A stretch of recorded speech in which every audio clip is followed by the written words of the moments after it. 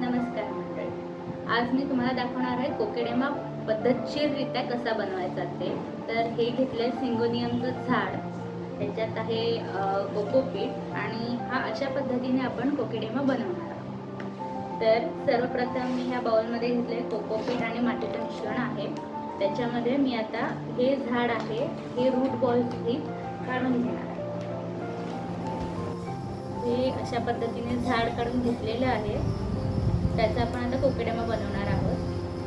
झाड कधी पण असं बुशी असलं पाहिजे जेणेकरून त्याचा कोकेडेमा खूप छान दिसेल. हे आपण मिश्रण तयार करत आहोत. पाणी घेतोय आपण, ते आपण याच्यामध्ये मिक्सअप करणार आहोत. लागेल तेवढंच पाणी घ्यायचं.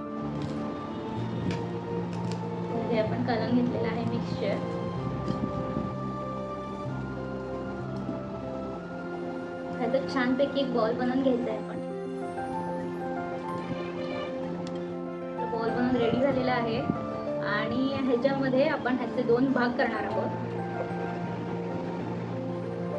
हे बघा, असे त्याचे 2 भाग केलेले आहेत. आता त्याच्यामध्ये आपण हे झाड आहे हे ठेवणार आहोत आणि ह्याची सगळी मुळं आहे ती आतमध्ये ठेवणार. मग हा अर्धा जो भाग आहे तो त्याच्यावर ठेवायचा.